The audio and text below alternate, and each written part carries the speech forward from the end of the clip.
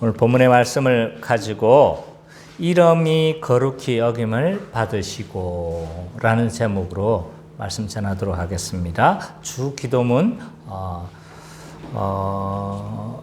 네 번째 강의죠.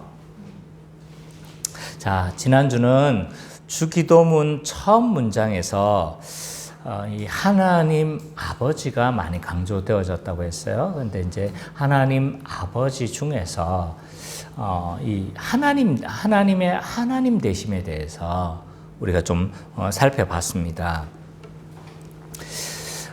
아버지, 그분이 우리의 아버지가 되시지만 그분이 하늘에 계세요. 이 하늘에 계시다는 것은 뭘 의미한다고 했습니까? 물리적인 하늘에 계신다는 거 아니죠, 그죠? 물리적으로 하늘에 계신다는 것이 아니라 이 하나님이 피조물을 초월하고 또 절대적인 주권과 권세를 가지시는 우리와 전혀 다른 초월하시는 그런 하나님이시라는 분이 하나님이심을 강조하는 표현인 거죠. 그럼 하나님이 우리와 어떻게 다르시냐라고 했었을 때 뭐예요? 하늘에 계신 하나님은 영원하시다라는 걸 봤어요. 영원히 스스로 계시는 분이다. 모든 피조물이 인과율에 의해서 존재하고 인과율에 의해서 움직여지고 인과율이 이제 우리의 모든 존재에서 영향을 미칠 수밖에 없다고 했어요. 그죠? 누군가가 만들었거나 누군가가 했기 때문에 그런 결과들이 나온 거잖아요. 그래서 그러나 하나님은 원인이 없다.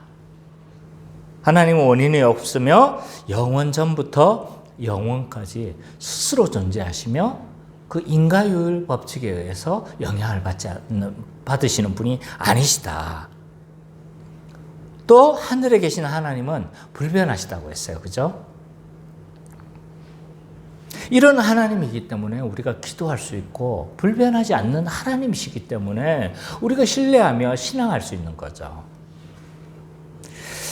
그리고 하늘에 계신 하나님은 영원하시다고 했어요. 시간을 초월한다. 과거, 현재, 미래 이걸 다 초월하신 거죠. 우리는 어디 한 공간, 특별히 현재에만 우리는 존재할 수밖에 없다. 그러나 하나님은 이걸 다 초월하시는 분이시다.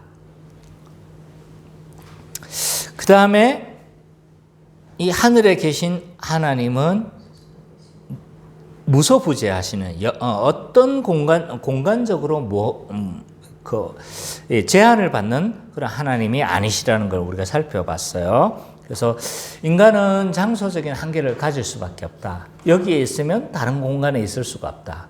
근데 하나님은 그렇지 않다는 거죠. 무소부재하신 하나님이시다. 그리고 하늘에 계신 하나님은 전지하신 하나님이셨다. 모든 것을 알고 계시고 모든 것을 모든 지식에 대해서 전능하시다. 라는 것을 우리가 살펴봤습니다. 그래서 이런 하나님은요, 모든 피조물을 초월하시고 절대적 주권과 권세를 가지고 우리를 다스리시는 분이시다라는 것을 우리가 좀 살펴봤어요. 그래서 하늘에 계신 우리 아버지여라고 하면서 우리는 기도를 해요. 이런 기도는 어떤 의미를 가지고 있다고 했어요? 아버지라고 부르는 것은 어떤 것을 가지고 기도하라는 거예요? 아버지와 같이, 아빠와 같이 친밀감을 가지고 기도해야 된다는 거고, 하늘에 계시다는 건요. 그분이 하늘에 계시다. 이런 표현은 뭐예요? 경외감을 가지고 기도해야 된다. 그래서 이 친밀한 아빠만 강조가 되어지면 우리의 기도는 경망스러워진다. 반대로 하늘에 계신 하나님만 강조되어진다면 하나님 안에서의 그 풍성한 그 관계, 정말 부자 간의 그런 관계들을 풍성함을 잃어버릴 수 있다. 그래서 이 하늘에 계신 우리 아버지의 자세로 기도해야 된다. 그것이 지난주 설교했던 핵심 내용이라고 할 수가 있습니다. 자, 오늘부터는 이제 본격적인 기도의 내용이 들어가고 있어요. 이 앞에 부분 하늘에 계신 우리 아버지여라는 이 부분은 보통 이제 이렇게 신학자들은 이렇게 구분해요. 하나님을 부름으로. 그래서 하나님 아버지의 이름을 언급하는 거예요. 사실 기도에 내용이 없는 거죠. 그죠? 그냥 하나님 아버지 이름 부르는 거예요. 그래서 실제적인 기도의 내용은 여기서부터라고 할 수 있는 거죠. 그 내용이 뭡니까? 이름이 거룩히 여김을 받으시오며. 그래서 이름이 거룩히 여김을 받게 해달라고 기도하는 부분이에요. 이것을 가리켜서 하나님 청원 첫 번째. 다음 주 하는 게 하나님 청원 2개. 그 다음 주에 하는 게 하나님 청원 3개. 그래서 하나님을 부름. 그리고 하나님에 대한 하나님께 간구하는 것. 하나님의 뜻을, 다 하나님 뜻이죠. 그죠? 근데 하나님 청원. 하나님과 관계된 청원이라고 해야 될까요? 그래서 이 3가지가 있고, 인간과 관계되어진 청원 3가지가 있는 거예요. 총 6개의 기도 제목으로 구성되어져 있어요. 주기도문은. 그 구조들을 잘 이해하고 가시면 좋겠어요. 자, 그러면 첫 번째 청원인 이름이 거룩히 여김을 받으시오며, 이 부분에 대해서 우리가 좀 살펴보도록 하겠습니다. 과거에나 지금이나 이름을 허투루 짓는 법은 없어요. 맞죠? 뭐 이름을 그냥 대충 그냥 이렇게 지으면 참 그렇죠. 그런데 가끔은 이름을 그냥 허투루 짓는 분들도 계세요. 장난스럽게 이름을 지은 분도 계시는데, 제가 좀 인터넷을 찾아봤어요. 그 이름 좀 이상한 분들 이렇게 내가 좀 찾아봤는데, 성은 손씨인데요. 이름이 뭔지 아세요? 네. 네? 아니요. 손 고장난 벽시. 그러니까 고장난 벽시계예요.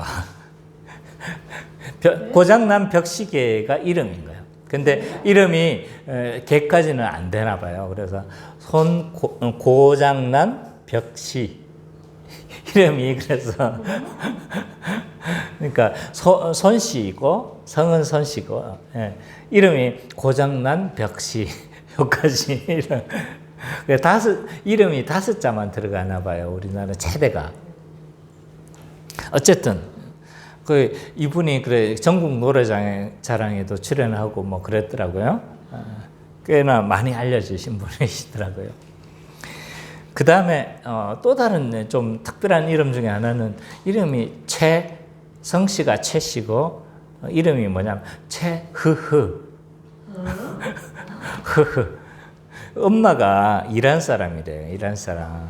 근데 이 흐흐 뜻이 뭐냐면 조랑말이라는 뜻이래요. 그래서 이름이 최흐흐예요. 무슨 의미로 이렇게 했는지 모르겠어요. 어쨌든 이름이 최흐흐예요. 진짜로 있는 이름들이에요. 그 다음에 조금 있을 만한 이름인데, 김둘리. 둘리. 네, 둘리. 왜 둘리라고 지었나 하니까 엄마가 둘리 만화 영화를 너무 좋아하나 봐요. 그래서 이름을 그냥 둘리로 지어버린 거예요. 그래서 이름이 김둘리다. 뭐 그 외에도 이상한 이름들이 있긴 하지만 그냥 뭐 다 소개를 할 수 있겠어요. 어쨌든 좀 뭐 나름 최선을 다했겠지만 어쨌든 그래요. 보통 이제 이름을 지을 때는 이렇게 허투루 짓지는 않아요. 저만 해도 우리 아이들에게 이름을 지을 때는 뭔가 제가 의도하거나 뭐 그 이름에 대해서 내가 좀 기대하는 바가 있기 때문에 그렇게 이름을 짓는 거죠. 그래서 주성민이라는 이름은 뭐예요? 거룩할 성자의 어질민자예요. 그래서 정말 거룩한 삶을 살지만, 그렇지만 그럼에도 불구하고 그렇게 살지 못하는 사람에 대해서도 뭐 하는 거예요? 어진 마음을 가지고 사랑하는 마음을 가지라. 뜻에서 성민이라고 지은 거죠. 그래서 많은 사람들이 성민, 하나님의 백성, 거룩한 백성 뭐 이렇게 생각하는데 그렇잖아요. 또 우리 주 은찬이라고 이름을 지었는데 이 은찬이라는 뜻은요, 제 신앙 고백이 그 안에 담겨져 있어요. 하나님의 은혜를 찬양하고 길 잃찬 자. 그래서 하나님의 은혜를 찬양한다고. 그래서 제 신앙 고백이 은찬이에게는 담겨져 있는 거죠. 그래서 이렇게 이름마다 흐트러지는 법이 없는 거죠. 성경에서도요, 이름을 봐보면요, 이름이 좀 의미가 없는 경우들이 별로 없어요. 이 성경에서는 이름을 통해서 하나님의 구속 역사가 표현되는 경우들이 많이 있습니다. 대표적인 예로 하와가 있죠, 하와. 이 뜻은 생명이라는 뜻이에요. 근데 아담과 하와가 범죄하고 난 이후에 뭘 했어요? 하나님께서 3장 15절에 구속에 대한 약속을 하죠. 그리고 난 이후에 한 게 뭐냐면, 이 아담과 하와가, 그 전까지는 이 하와가 이름이 없었어요. 그냥 여자라고 불렸어요. 근데 여자의 이름을 하와라고 이름 지어요. 그 의도화가 있는 바인 거죠. 왜 하와라고 지었느냐라고 했었을 때 생명이라는 건 굉장히 지금 상황은 굉장히 완전히 저주받아가지고 지금 가장 슬퍼해야 되는데 이름은 소망이 담긴 거예요. 왜 이 소망으로 담긴 이름을 지었느냐라고 했었을 때 이건 거예요. 지금 상황은 죄로 인해서 인간이 굉장히 좀 어려운 상황에 처해졌지만 3장 15절에 그 구속의 약속을 뭐 한 거예요? 아담이 믿은 거죠. 믿고 거기에 대한 응답으로 하와의 이름을 생명이라고 지은 거예요. 이걸 믿은 거예요. 그래서 이 아담의 믿음이 반영되어져 있다. 그 다음에 아브라함은요, 원래 아브라함이 아니었죠. 그죠? 근데 하나님에 의해서 이 이름을 뭘로 바꿔요? 아브라함으로 바뀐 거죠. 왜? 이 뜻이 뭐예요? 열국의 아비이다. 그래서 이 아브라함을 통해서 구원이 시작되어졌다는 것을 담고 있는 거예요. 그래서 우리는 이 아브라함을 그래서 우리의 믿음의 조상이다 이렇게 이야기해요. 우리의 믿음이 그 아브라함으로부터 시작되어진 거예요. 구속 역사가 누구로부터 시작되어졌다? 아브라함으로 시작되어졌기 때문에 이름을 아브라함으로 지은 거예요. 그래서 하나님도 있잖아요. 이 이름을 굉장히 좀 의미 있게 보시는 거죠. 또 이 이름 안에는 그 사람의 존재와 삶이 반영되어지기도 해요. 대표적인 예로 야곱이에요. 야곱. 뜻이 뭐예요? 속이는 자, 뒤꿈치를 잡는 자. 근데 그의 삶이 어떻게 했어요? 평생 속이는 삶을 살았죠. 그죠? 뒤꿈치를 다른 사람의 발목을 잡는 거예요. 그 인생은 다른 사람의 어떤 삶을 가로채는 삶을 살았어요. 그의, 물론 마지막에 이제 그 이름을 이스라엘로 바꾸죠. 그죠? 그래서 하나님이 그렇게 바꾸셨지만, 어쨌든 그의 인생 대부분을, 야고보의 삶을 사는 거예요. 그 다음에 나발도 이름이 그런 거예요. 나발. 이 나발은 언제 어디에 등장해요? 아니요. 왕정 시대에 있습니다. 통일왕국 시대 때 다윗이 어디 광야, 마온 광야에 쫓겨 있는데 그 현숙한 여인 그 이름 뭐죠? 아비가일의 남편이었죠. 첫 번째 남편이었어요. 근데 이제 막 이 다윗이 그 마온 광야에 도망치고 다녔었을 때 이 나발에 뭘 보호해 줬어요? 이런 재산들을 다 보호해 준 거예요. 근데 이제 조금 먹을 것을 달라고 요청했는데 네가 뭐냐. 완전히 무시를 해버렸죠. 그래서 이 나발의 이름이 뜻이 뭐냐면 미련한 자라는 뜻이에요. 그러니까 미련한 삶을 산 거예요. 그래서 이 아비가일이 와가지고 뭐라고 합니까? 그 이름이 그에게 합당하다. 이렇게 이야기를 해요.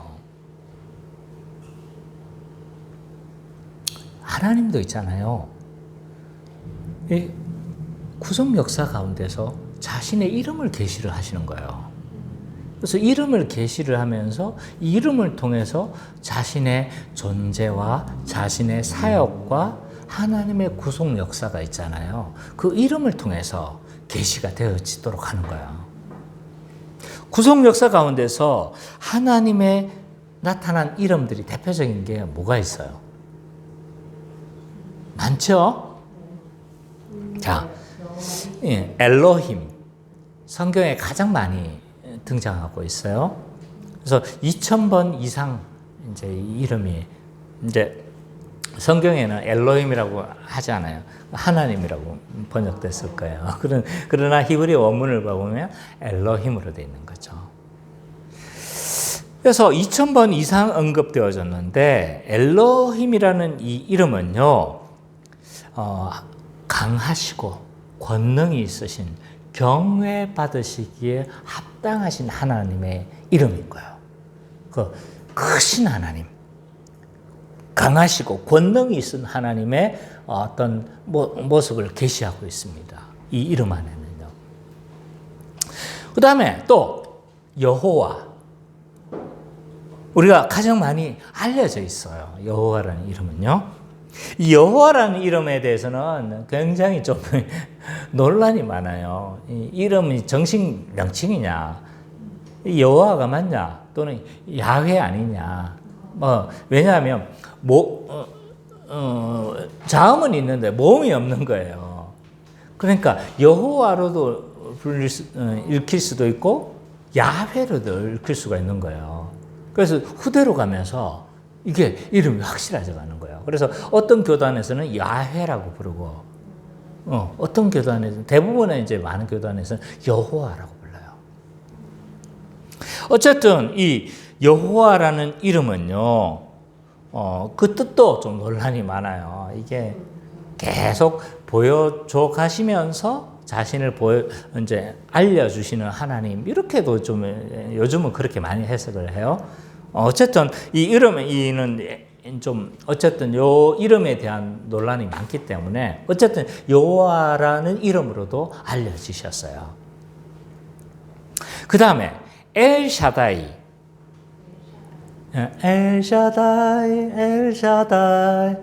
찬양으로도 이렇게 나와 있어요. 그래서 이 엘샤다이라는 이름은 전능하신 하나님의 모습이 계시가 되고 있는 거죠. 여호와 니시, 어디서 나오는 이름이에요? 성리인데 언제 등장한 거예요? 출애굽 할 때 아말렉이 막 막아서는 거예요. 그래서 막 산 위에서 누가 기도합니까? 모세가 기도하고 옆에서 아론과 훌이 기도를 도왔잖아요. 그죠? 그때 승리하고 난 이후에 여호와 니시다 라고 그래서 이 뜻이 뭐냐 하면 여호와는 우리의 깃발이다. 여호와는 우리의 성리다 라는 뜻을 가지고 있어요. 그 다음에 여호와 샬롬, 어디에 등장하는 거예요? 평강 이런 뜻인데 샬롬은 우리가 잘 알죠. 응? 왜요? 어디에서 이 이름이 등장하고 있어요? 자, 읽은 지 좀 오래돼서 잘 기억이 안 날 겁니다. 이 기드온과 관련된 이름이에요. 기드온이 이제 막 타작마당 그 포도주 틀에서 막 타작하고 있는데 천사가 나타나서 막 이렇게 막 하고 널 통해서 막 할 거야 막 이렇게 하고 나서 그때 기드온이 제단을 쌓아요. 제단을 쌓으면서 그 제단의 이름이 뭐예요? 여호와 샬롬이다. 하나님은 나의 평안이시다. 그렇게 하시는 거예요. 여호와 샴마, 에스겔 48장에 등장하고 있어요. 이 여호와 샴마는 이제 회복의 하나님과 연관되어져 있어요. 에스겔에 보면 성전에서 하나님이 떠나는 환상을 에스겔이 보거든요. 근데 48장에 보면 떠났던 그 하나님이 성전으로 다시 들어오세요. 그래서 그 회복되어질 것에 대해서 약속을 하는데, 이 회복의 하나님의 이제 그것과 관련돼서 이 여호와 샴마라고 하는 거죠. 회복의 하나님과 연관되어져 있다. 여호와 이레는요. 그렇죠. 하나님이 이 구속을 준비하신다. 이런 의미를 가지고 있죠, 그죠? 여호와 이레, 여호와께서 준비하신다. 언제 등장하는 거예요? 여호와의 산에서 준비되리라. 네.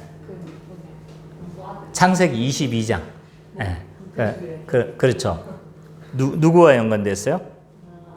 이삭 번제에 들어오실 때, 그때 계시되어진 이름이죠. 이처럼 하나님은 그 외에도 많이 있어요. 뭐 여호와 이름 갑자기 까먹었어요. 그 외에도 많은 이름들이 있는데, 그 이름들은 제가 좀 다 소개를 하지 못하고 우리에게 그냥 알려진 이름들만 제가 소개를 했어요. 그 외에도 많이 있습니다. 어쨌든 이 하나님은 이 이름을 통해서 자신의 다양한 이름들을 계시를 하셨어요. 구속 역사 가운데서. 근데 이 이름을 통해서 뭘 지금 하시는 거예요? 하나님의 존재를 계시를 하시고, 또 하나님의 성품을 계시하시기도 하시고, 또 하나님의 사역을 계시하시기도 하고. 그래서 이름을 통해서 하나님은 자기가 나는 이런 존재야 라는 것을 이렇게 말씀하시는 거죠. 그래서 우리가 보통 이름을 들으면 그 사람의 존재가 많이 반영되어져 있잖아요. 그죠? 하나님도 이 이름을 통해서 자신의 존재와 사역과 성품과 많은 것들을 계시를 하시는 거예요. 근데 하나님이 이렇게 자신의 이름을 통해서 계시를 하셨는데, 근데 문제는 이 자신의 계시된 이름에 대해서 굉장히 관심이 많으세요. 하나님이. 자기의 이름이 더럽혀지거나 망령되이 여겨지는 것을 용납하시지 못하시는 거죠. 왜냐하면 그 이름 안에 누가 있는 거예요? 하나님의 본질이, 하나님이 계시는 거죠. 하나님이 이 이름 안에 갇힌다는 말은 아니에요. 그래서 어떤 사람들은 하나님의 이름을 이렇게 이름을 있다는 것에 대해서 반대하는 사람이 있어요. 왜 반대하냐면 이 이름 안에 하나님이 갇힌다는 거예요. 그래서 반대하는 사람도 있지만 어쨌든 하나님이 계시를 하셨기 때문에 하나님의 어떤 한 부분들 이렇게 보여주시는 거죠. 굳이 그렇게 반대할 필요는 저는 없다고 생각해요. 어쨌든 이 하나님은 자신의 이름에 대해서 굉장히 관심이 많으시고 망령되어 일컫거나 또 이 이름이 더럽혀지는 것에 대해서 굉장히 싫어하시는 거죠. 인간 사회에서도 마찬가지예요. 이름을 가지고 이렇게 되어지면 이름을 욕되게 받으면 네 이름은 욕되게 하지 마라 막 이렇게 하잖아요. 그죠? 이름을 욕되게 하는 것에 대해서 굉장히 싫어하고 자기의 존재 자체가 부정당하는 느낌을 받는 거예요. 자, 만약에 막 누가 성민이 친구가 내 이름을 가지고 막 조롱을 하고 있어. 말장난이잖아. 가만히 있을 거야? 그렇죠. 싸우겠죠. 그죠? 하고 싸워야 맞아요. 그거는. 왜냐하면 그 이름이 나의 존재를 반영하고 있기 때문에 그래요. 그래서 그 이름 가지고 모욕당하는 거 굉장히 싫은 거예요. 인간 세계에서도.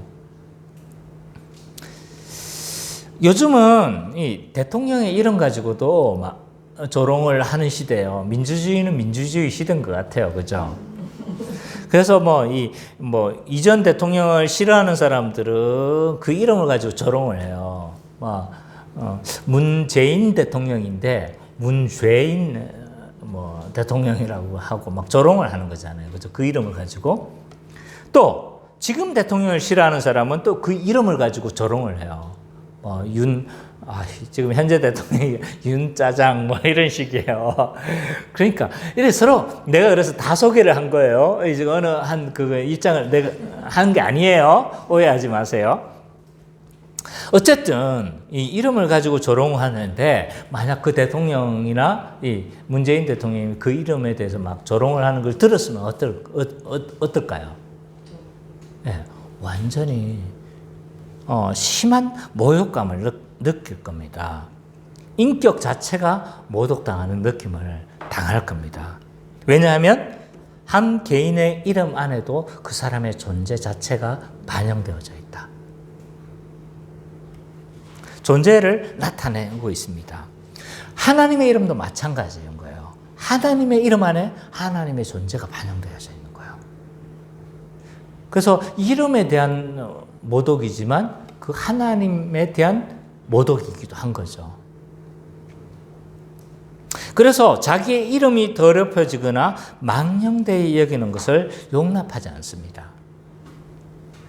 10계명 중에 제3계명이 뭡니까? 하나님의 이름을 망령되이 일컫지 말라라고 10계명 중에도 있는 거예요. 하나님과 관련된 계명 중에서. 우리는요, 하나님의 이름을 망령되이 부르지 말아야 합니다. 우리 10계명 때 잠깐 배웠지만 이 망령되이 부른다는 게 도대체 어떤 거냐? 어떤 걸까요? 하나님의 이름이 망령되이 불려지는 게. 대표적인 예로 이런 거예요. 이 이름이 악한 방식으로 사용되는 거예요. 악한 방식으로. 이런 거죠. 옛날에 그 어떤 교회 장로님이 체포를 당했어요. 내가 그 직접 TV 뉴스에서 본 거예요.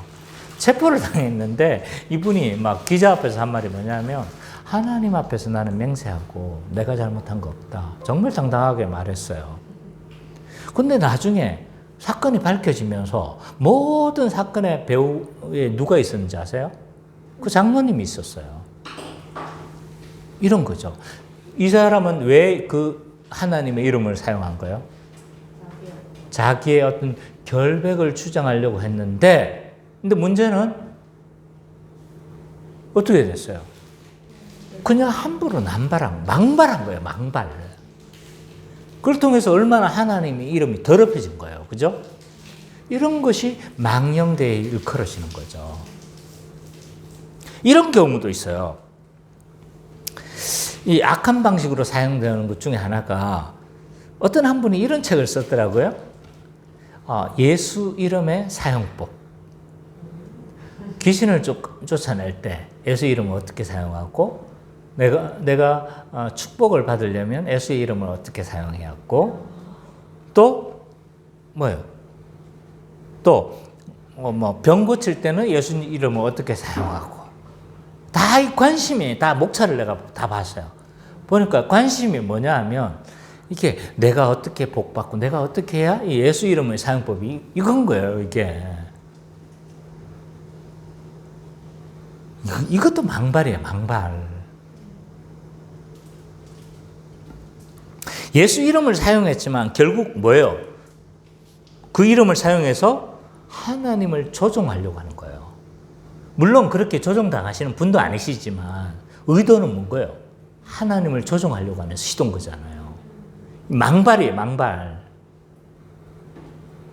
왜 그런 자들이 목사가 되는지 모르겠어요. 그 정도도 분간이 안 되면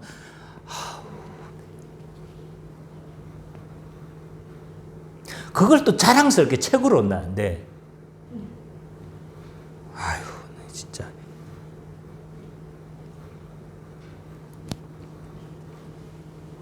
이런 것이 하나님의 이름을 악한 방식으로 사용하는 거예요. 망령되이 일컫는 거죠. 또 이런 것도 있어요. 망령되이 일컫는 것 중에 하나는 하나님의 이름을 의미 없이 사용하는 거예요. 오 마이 갓. 또 Jesus. 심지어 그게 뭘로 쓰이는 거예요, 지금? 역으로 쓰이는 거잖아요, 그죠? Jesus 이러는데 거기는 뭐예요? 막 역으로 번역을 하고 있잖아요. 이런 것들이 하나님의 이름을 뭐예요? 망령되이 일컫는 거죠. 아무 의미 없이 그냥 감탄사처럼 사용하는 것. 이런 것이 망령되이 일컬어지는 거죠. 또 하나님의 이름이 망령되이 사용되어지는 것 중에 하나가 뭐냐면 조금 의아하겠지만 하나님의 이름을 사용하지 않는 것도 망령되이 일컫는 거다. 왜냐하면 왜 우리는 이름을 드러내지 않습니까? 전혀 하나님 믿는 티를 안 내는 거죠. 하나님의 이름을 언급하지 않아. 왜 그럴까요? 이름을 말하면 내가 불편해지는 거예요. 손해를 보는 거예요. 또 오해를 살 수 있기 때문에 워낙 요즘 교회 이미지가 안 좋으니까 말을 안 하는 거예요. 자기가 믿는 티를 안 내는 거예요. 그래서 자기가 어떤 이익을 보려고 하는 거예요? 불편하지 않으려고 하는 거예요. 악을 저질러도 그것이 일말의 양심이 있나 봐. 그래도 교회는 그 하나님의 이름은 하고 싶지 않았는지. 어쨌든 우리는 다양한 방식으로 있잖아요. 하나님의 이름을 망령되이 일컬을 수 있어요. 그렇지 않아야 되는 거죠. 그래서 이름이 거룩히 여김을 받으시옵소서라고 하는 간구는 어떤 의미일까요? 이게 그 이름 안에는 뭐가 반영됐다고 했어요? 하나님의 존재 자체가 반영되어졌다고 했죠. 그러니까 하나님의 이름이 거룩히 여김을 받아야 된다는 건 뭐예요? 어떤 의미예요? 하나님 이름만이, 하나님의 영광만이 뭐예요? 나타나고 하나님의 영광만이 이루어지고 하나님의 거룩하심만 나타나고 그것이 소원되기를 하는 신자의 간구인 거예요. 하나님의 이름이, 다시요, 중요하니까 핵심 부분이에요. 하나님의 이름이 거룩히 여김을 받으시옵소서라고 하는 간구는 하나님의 이름만이 드러나기를 원하고 하나님의 영광만이 드러나기를 원하는, 소원하는 그런 간구라는 거예요. 이제 아시겠죠? 다시 설명 안 해도 되겠죠? 이 핵심적인 부분을 알아야 돼요. 그러면 이렇게 간구했는데 누가 하나님의 그 이름을 거룩하게 하고 그 하나님의 영광이 드러나게 하는가? 누가 드러나게 하는 걸까요? 이렇게 간구하는 거잖아요. 누가 드러내야 되는 거예요, 이거? 누가 드러내야 되는 거예요? 하나님의 거룩하신가? 그 영광이 어떻게, 누가 드러내는 거예요, 이건?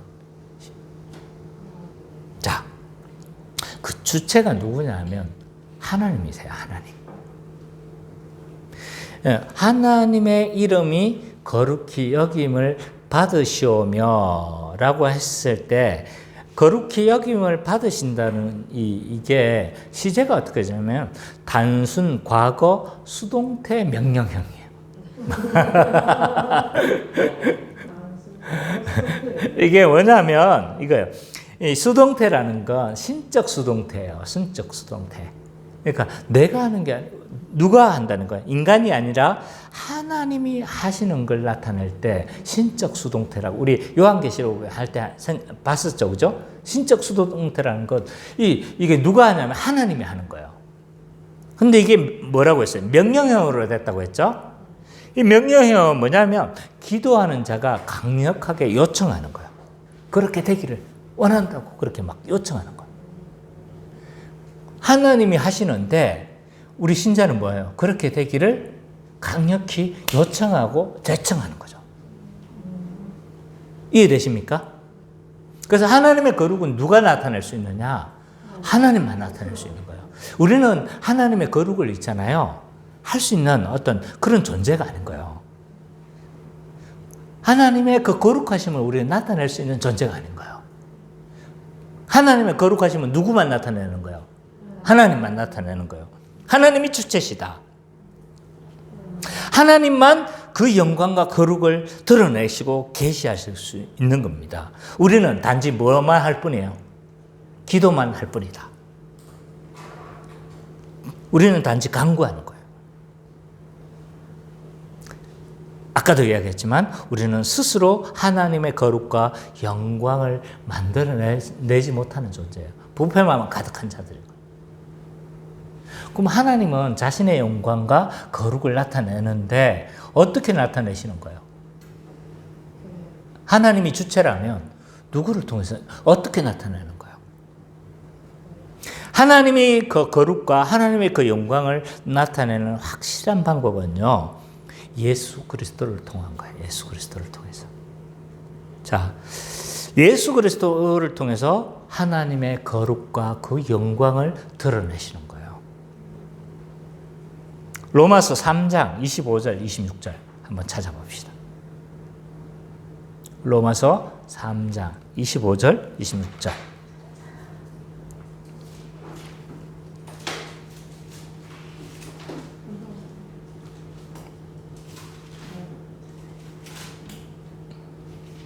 (3장) 25절 26절. 자, 우리 선미자매가 한번 읽어주십시오. 이 예수를 하나님께 그리스도로서 믿음으로 말미암아 화목제물로 세우셨으니 이는 하나님께서 기득 참으시는 중에 전에 지은 죄를 강파하심으로 자기의 의로우심을 나타내려 하시니 곧 이때 자기의 의로우심을 나타내사 자기도 의로우시며 또한 예수 믿는 자를 의롭다 하려 하시니라.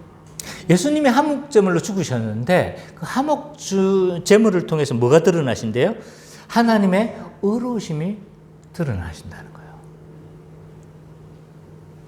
하나님의 거룩이 있잖아요. 역사 가운데 계속 계시는 하셨어요. 사실 계시는 하셨지만 나는 내가 거룩한 많은 곳에서 하나님 거룩하심을 나타내셨어요. 그러나 가장 강력하게 드러나는 곳이 어디냐면 그리스도의 십자가 안에서 이 하나님의 거룩하심이 가장 강렬하게 드러난다는 거예요. 예수님은 어떤 죽음을 죽으셨어요? 형벌 대속적 죽음을 죽으신 거죠.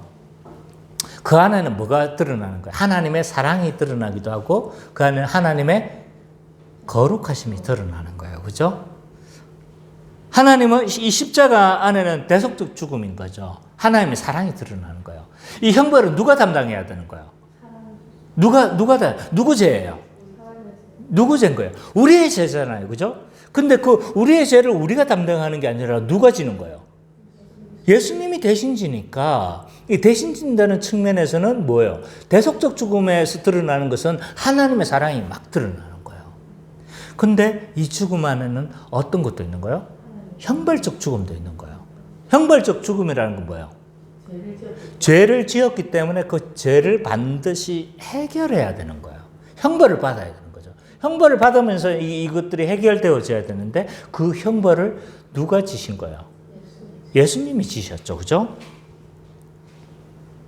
그래서 예수님이 이 형벌적 죽음으로 죄 문제를 해결하셨는데 그거는 없던 것처럼 이 죄를 다 사해 준 게 아니라 다 이 인류의 모든 죄의 형벌을 예수님이 다 담당하신 거죠.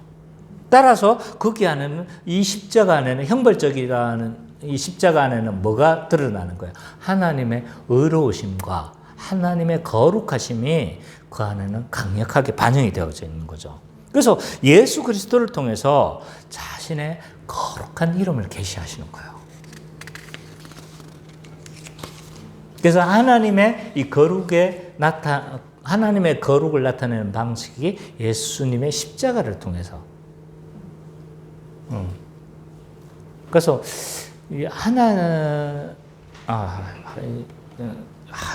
잘 기억이 안 나서 내가 읽었던 책에 이것과 관련된 말을 갑자기 생각났는데 내가 잘 정리가 안 됐기 때문에 소개는 안 하도록 할게요. 어쨌든 자신의 그 거룩을 예수 그리스도를 통해서 드러내신다는 거예요. 그러면 우리는 그 하나님의 거룩을 드러내심에 있어서 아무런 상관이 없는 존재인가? 어때요? 교회는 어떻게 되는 거예요? 하나님의 거룩과 상관이 없는 거예요? 아니죠. 하나님이 하시는 것이기 때문에 우리는 뭐 그냥 가만히 있으면 기도만 하면 되는 겁니까? 쉽네요. 아니, 그게 아니에요. 거룩히 여김을 받게 해달라는 것은요, 앞에서 이야기했지만 그건 누가 하시는 거야? 하나님이 하시는 것이 하나님의 목적이기도 해요. 하나님은요, 그 모든 것들을 통해서 하나님의 영광, 하나님의 거룩을 드러내시는데 하나님의 목적이기도 해요. 이건 하나님의 이름을 드러내는 건요. 그런데 사람의 제일 되는 목적이기도 해요. 이게 소위를 문다. 제일문이 뭐였어요? 우리 지금 소위를 문다 계속 하고 있잖아요. 제일문이 뭐였습니까? 사람의 제일 되는 목적이 무엇입니까? 이건 딴 건 못해도 이거는 외우잖아요. 우리 제일 되는 목적이 뭐예요? 하나님을 영화롭게 하고 그를 영원토록 즐거워하는 것이다. 하나님을 영광스럽게 하고 하나님의 거룩을 나타내는 것이 사람의 제일 되는 목적이라는 거예요. 하나님의 목적이기도 하지만 우리의 제일 되는 목적이기도 한 거예요. 많은 사람들이 있잖아요. 신앙생활의 최종 목적이 이제 왜 우리는 구원받아야 합니까? 신앙생활의 목적이 뭡니까? 왜 신앙생활하는 거예요? 왜 교회 다녀야 되는 거예요? 그럴 때 뭐예요? 구원받기 위해서요. 이렇게 이야기를 해요. 그게 틀린 말은 아닌데 조금 더 자세히 말할 필요가 있어요. 구원받는 거, 그러니까 우리가 예수 안에서 그냥 건진받고 예수님을 통해서 죄에서 건진받는 것이 목적이 아닌 거예요. 거기서 더 나가는 거예요. 뭐예요? 하나님을 영화롭게 하는 거. 하나님의 거룩을 나타내는 것이 우리 인간의 제일 되는 목적이기도 하다는 거죠. 이것이 우리의 신앙의 최종적 목적인 거예요. 자, 잘 듣고 계시죠? 네. 좀 힘들어 하시니까 나도 좀 힘들어요. 자, 조금 더 설명해 볼게요. 앞에서 우리가 살펴봤어요. 하나님은요, 하나님의 거룩을 드러내시는데 사실은 그 이름이 더럽혀진 이름인 거예요. 사람들에 의해서 그 이름은 더럽혀졌어요. 근데 그 이름을 회복하시겠다고 하신 약속이 사실은 구약에 있어요. 한번 찾아볼까요? 에스겔 36장 23절. 우리가 어제 에스겔을 못 읽었는데 에스겔에서 우리가 찾아야 될 말씀은 36장 23절. 성민이가 한번 읽어주세요. 에스겔 23절. 여러 나라 가운데서 더럽혀진 이름 곧 너희가 그들 가운데서 더럽힌 나의 큰 이름을 내가 거룩하게 할지라. 내가 그들의 눈앞에서 너희로 말미암아 나의 거룩함을 나타내리니 내가 여호와인 줄 여러 나라 사람이 아니라 주 여호와의 말씀이다. 이 너희가 내 이름을 더럽혔는데 그 이름을 내가 회복할 거라고 이야기를 해요. 근데 그 구절이 36장이 어떤 구절인지 아세요? 그 뒤에 뭐가 나오고 있어요? 새 언약이 나와 있죠. 그죠? 이제 눈썹 빠른 사람은 딱 되어지는 거예요. 이 새 언약의 성취는 누가 하시는 거예요? 예수님. 예수님을 통해서 내 거룩한 이름을 회복할 거라는 약속인 거예요. 근데 이게 신약에 와서 있잖아요. 내가 하나님의 거룩한 이름을 회복했다라고 그렇게 예수님이 또한 선언하세요. 요한복음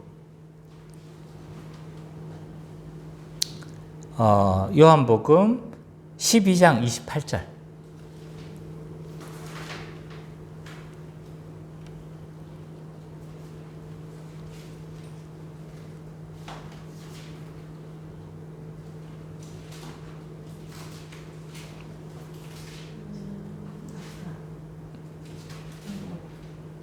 (28절) 12장 28절 우리 같이 읽어볼까요? 시작.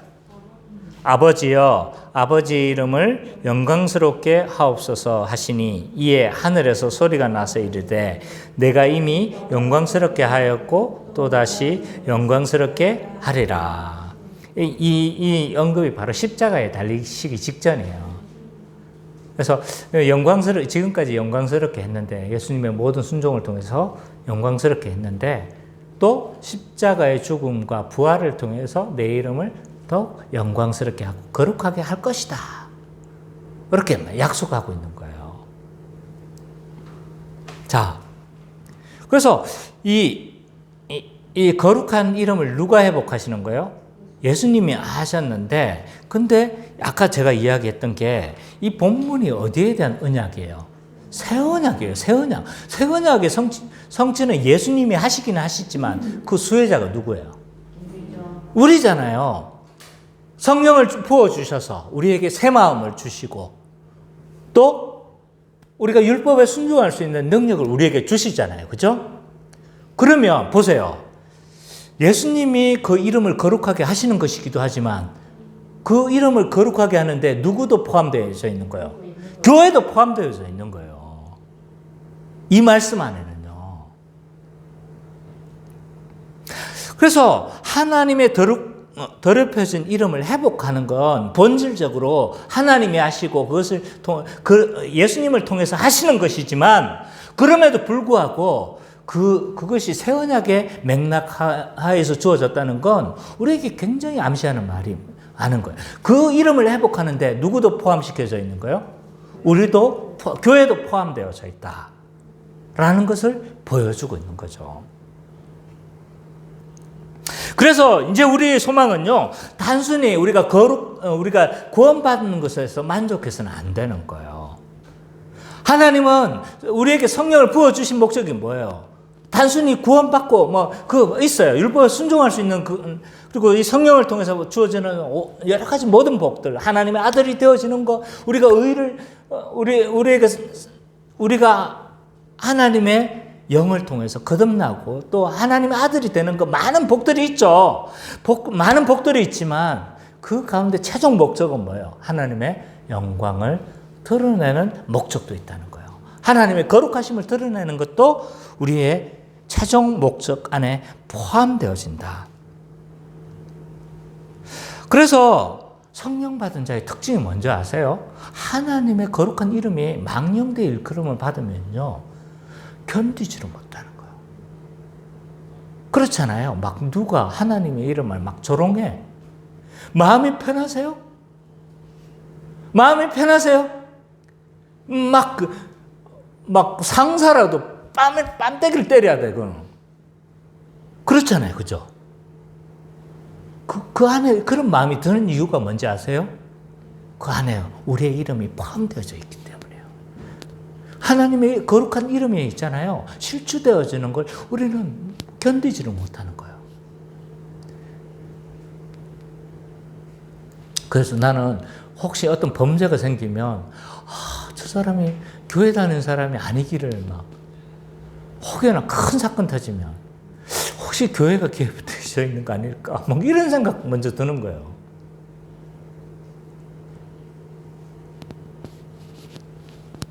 그래서 우리의 모든 존재의 목적, 우리의 삶의 모든 목적은요, 하나님의 이름이 높아지는 것에 우리는 포커싱이 잡혀져 있어야 돼요. 예배 시간만 하나님의 이름이 높아지옵소서 이렇게 하고 아니에요. 우리 삶의 현장에서도 어떻게 되는 거예요? 하나님의 이름만 높아지옵소서. 그래서 이 주기도문의 기도가 자연스럽게 나오는 거예요. 하나님의 이름이 거룩히 여김을 받게 해달라고 우리는 자연스럽게 기도할 수밖에 없는 거죠.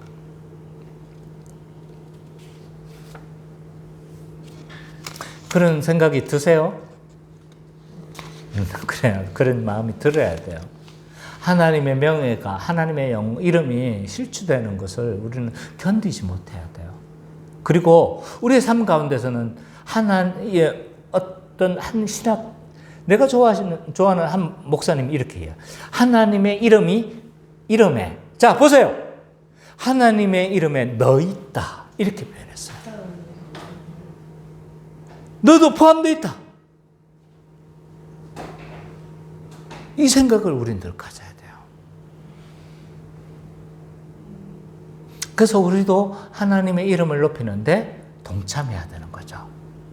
그러나 그건 본질적으로 하나님이 하시는 일이지만 우리도 뭐 하는 거예요? 그 일에 동참되어줘야 되는 거예요. 그래서 그러면 지금까지 우리가 하나님의 이름이 거룩히 여김을 받으시오며 이 뜻이 이게 어떤 의미를 가지고 있는지에 대해서 우리가 살펴봤어요. 그럼 우리도 거기에 동참되어져 있는 존재라는 것까지는 살펴봤죠. 그럼 우리는 어떻게 해야 되는가? 어떻게 우리는 그 일들에 동참할 수 있는가? 이름이 거룩히 여김을 받기 위해서 교회적으로 우리는 어떤 일들을 해야 되는가? 라고 했었을 때 몇 가지 적용점들에 대해서 우리가 좀 살펴보도록 하겠습니다. 첫 번째로요. 하나님의 이름이 거룩히 여김을 받도록 우리는 날마다 기도해야 돼요. 그 일들은 누가 하시는 거예요? 주체가 누구예요? 하나님이 하시는 일이에요. 우리는 그 일들에 뭐 하는 거예요? 강력하게 요청하는 거예요. 하나님의 이름이 높여지게 해달라고.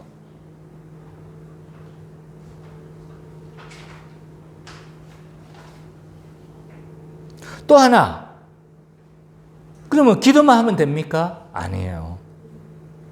먼저 하나님의 영광을, 거룩을 우리는 맛보아 알아야 돼요. 그러기 위해서는요, 필요한 게 뭐냐면 성경에 대해서 깊이 연구하고 묵상하는 게 필요해요. 왜냐하면 하나님의 영광과 거룩을 어디에 계시하시는 거예요? 구속 역사 가운데 계시하시고 십자가를 통해서 계시를 하셨잖아요. 성경을 우리가 깊이 연구하고 십자가에 대해서 우리가 깊이 연구하면요, 하나님의 거룩하심이 우리는 알게 되어지는 거예요.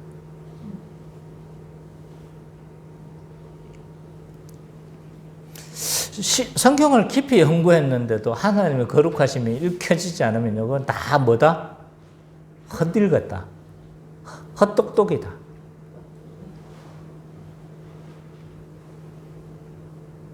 그 이름을 위해서 십자가의 그 구속 역사를 이루어 가셨는데 하나님의 거룩하심이 드러나지 않고 하나님의 사랑이 그걸 발견하지 못한다면 그건 뭐 성경 헛들었다라고 말할 수밖에 없는 거죠. 그거는. 뿐만 아니라 이 하나님의 영광과 거룩은요, 어디에서도 드러나냐면 피조물을 통해서도 드러나요. 그래서 우리가 아름다운 자연을 보면 딱 드러나는 참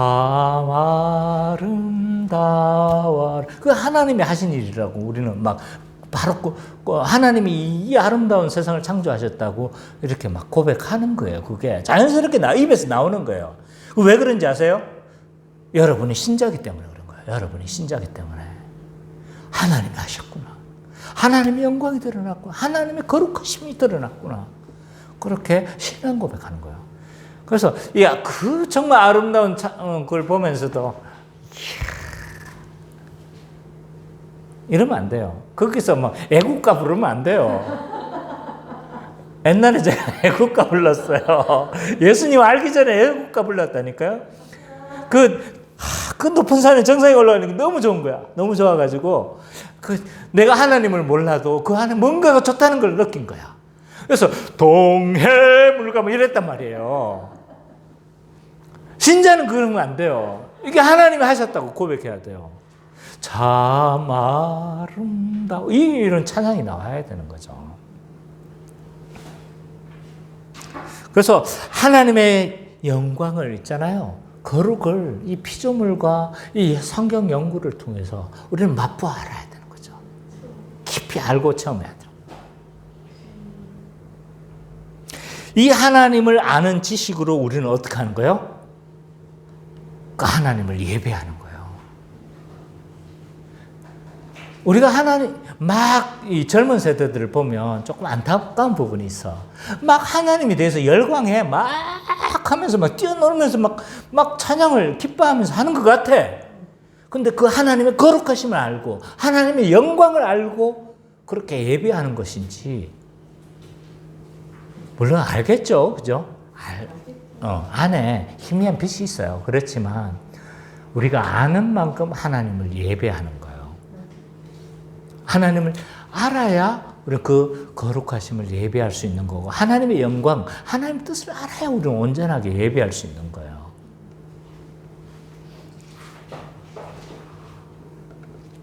그래서 알게 되어진 그 하나님을 우리는 자연스럽게 예배하는 겁니다. 그리고 더 나아가서 하나님의 거룩을 우리의 삶을 통해서 나타내야 되는 거예요.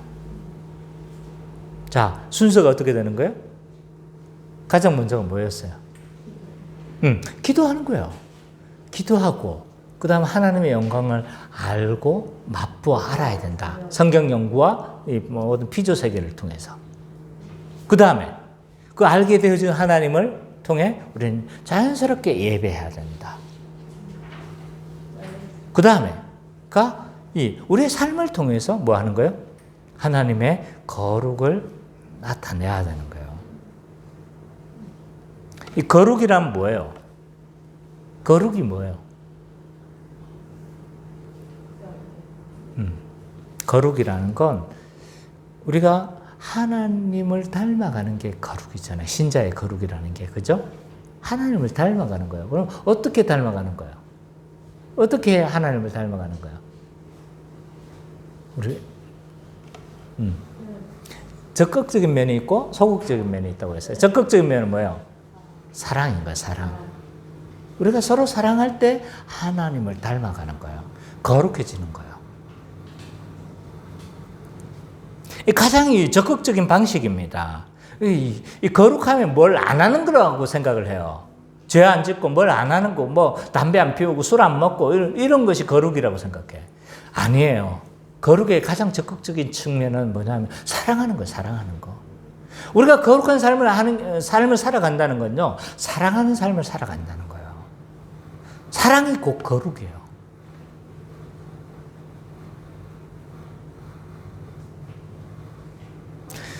이 거룩을 성취하기 위해서는요, 한 몸으로 살아가는 것이 너무나 필수적인 거죠. 그리고 이렇게 살아갈 때, 우리가 서로 사랑할 때 어떻게 되는 거예요? 율법이 완성되어지는 거고, 우리가 서로 사랑할 때 또 어떻게 되는 거예요? 세상이 우리가 하나 그리스도의 제자인 걸 알게 되어지고, 또 우리가 사랑하면서 살아갈 때 하나님의 거룩이 나타남으로 말미암아 그것이 하나님께 영광이 되어지는 거예요. 영광이 뭐라고 이야기했어요?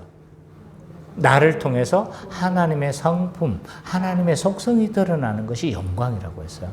서로 사랑하면 어떻게 되는 거예요? 하나님의 그게 영광이 되는 거예요.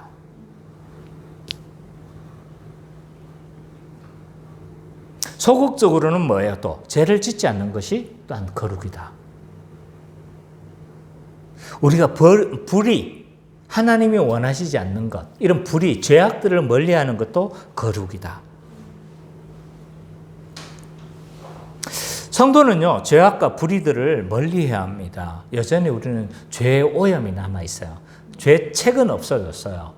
예수 그리스도의 십자가를 통해서 죄에 대한 어떤 형벌들은 다 없어진 거예요. 죄책은 없었어요. 그러나 죄의 오염이 남아있기 때문에 여전히 죄를 사랑하는 성향이 우리 안에 남아있는 거예요.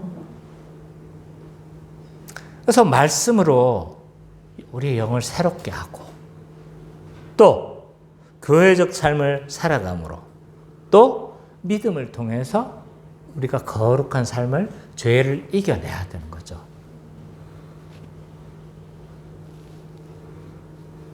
이런 적극적으로 우리의 삶을 통해서도 이렇게 하나님의 거룩을 나타내는 삶을 살아야 합니다. 그럼 여기서 끝나는 걸까요?